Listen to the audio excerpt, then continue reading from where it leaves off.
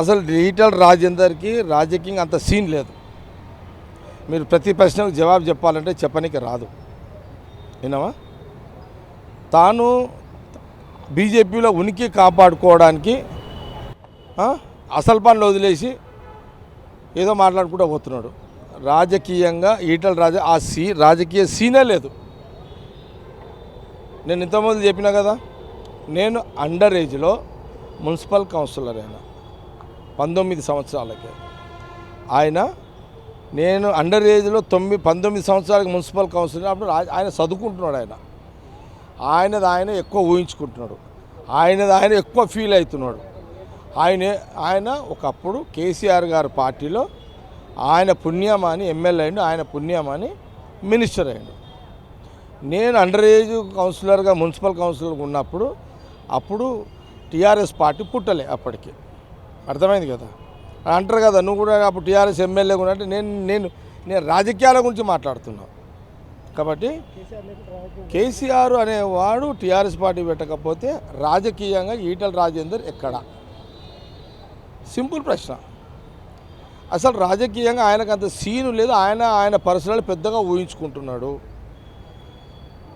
నేను మళ్ళీ కూడా చెప్తున్నా, నేను అండర్ ఏజ్ మున్సిపల్ కౌన్సిలర్గా నేను గెలిచినప్పుడు ఆయన చదువుకుంటున్నాడు. అట్లా నువ్వు ఎక్కువ నీ పర్సనల్ నువ్వు ఎక్కువ ఊహించుకొని ఎక్కువ హైప్ తెచ్చుకొని ఫీల్ అయ్యి నువ్వు ఏదేదో టీవీల ముందు మాట్లాడుతున్నావు. ఎంపీవే ఒప్పుకుంటా, నువ్వు రాజకీయంగా ఏదైనా ఉంటే మాట్లాడు ఒప్పుకుంటా, కానీ నీ పర్సనాలిటీ పెద్దది, మీతోళ్ళు చిన్నోళ్ళు అని మాట్లాడితే నీకంత సీన్ లేదు. అది అంత సీన్ నీకు లేదు ఈటెల రాజేందర్ అని నేను చెప్తున్నా. ఇంకొకటి, ఎవరేదో మాట్లాడినా లూజ్ మాట్లాడితే మేము లూజే మాట్లాడతాం. మా పట్ల అతను లూజ్గా మాట్లాడినా, ఆయన మనుషులు మాట్లాడినా నా మనుషులు కూడా అడ్డగోలుగా తిట్టిపడేస్తారు. ఇప్పుడు ఈటెల రాజేందర్ ఆయన ఫాలోవర్స్ జగ్గారెడ్డిని తిట్టాలనుకున్నారు అనుకో, నా ఫాలోవర్స్ తిట్లకు వాళ్ళు ఊరేసుకొని చావాలి. అర్థమైందా? తిట్ల కాడ కానీ కొట్లాటల కాడ కానీ రాజకీయంగా కానీ వ్యూహ రచనలో కానీ చిన్న పిల్లగాడు, చిన్న నాయకుడు. ఎందుకు అంటున్నానంటే, నేను municipal councillor 19 years under age కింద గెలిచిన. అప్పుడు ఆయన చదువుకుంటున్నాడు కాబట్టి నాకు ఆ రైట్స్ ఉన్నాయి.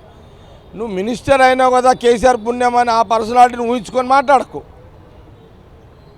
నాకు 2013లో కిరణ్ కుమార్ రెడ్డి సీఎం ఉన్నప్పుడు నన్ను మినిస్టర్ కమ్మని అడిగిండు. అడిగి ఒక మాట ఏమన్నాడంటే, మరి ఎట్లా జగ్గన్న, దామోదర్ రాజనరసింహ ఉన్నాడు, గీతారెడ్డి ఉన్నది, సునీత ఉన్నది, ఒకవేళ నేను మినిస్టర్ చేయాలి, హైకమాండ్ నుంచి వచ్చింది, నేను మినిస్టర్ చేయాలంటే సునీతను తీయాల్సి వస్తుంది అని నాకు అన్నాడు. నేనేమన్నంటే, మా జిల్లాలో కాంట్రవర్సీ లేదు, ఇప్పుడు సునీతను తీసి నేను మినిస్టర్ అయ్యి చేసేది కూడా ఏం లేదు, నాకు పెద్ద ఇంట్రెస్ట్ కూడా లేదు మినిస్టర్ అని నేను కిరణ్ కుమార్ రెడ్డి గారికి అప్పుడు చెప్పిన. మొన్న ఎలక్షన్లో కూడా నాకు డైరెక్ట్గా కేసీ గారు అక్కడ ఢిల్లీలోనే చెప్పారు నాకు, నెక్స్ట్ దాంట్లో నీ క్యాబినెట్లో నువ్వు ఉంటున్నావు జగ్గారెడ్డి అన్నారు. ఎలక్షన్ పోలింగ్ అయిపోయింది, నేను ఓడిపోతున్నానని నేను ముందులే చెప్పేసిన. మా పబ్లిక్ నాకు రెస్ట్ చేయాలనుకున్నారు కాబట్టి నేను ఓడిపోతున్నాను నేను ముందే చెప్పిన. ఒక సందర్భంలో ఆ రోజు కాబోయే సీఎం, ఇప్పుడు సీఎం, ఆ రోజు కాబోయే CM PCC president Revanth Reddy ఏమన్నాడంటే, అన్న నువ్వు కూడా క్యాబినెట్లోకి వస్తున్నావు, నువ్వు గెలుస్తున్నావు అన్నాడు. నేను గెలుస్తలేను, మా వాళ్ళు ఇస్తారు రెస్ట్ ఇస్తున్నారు, నేను గెలుస్తలేను అన్నాడు. లేదన్నా నువ్వు గెలుస్తున్నావు, నాకు రిపోర్ట్స్ ఉన్నాయి, నువ్వు క్యాబినెట్లో ఉంటున్నావు అని అన్నాడు. అంతే.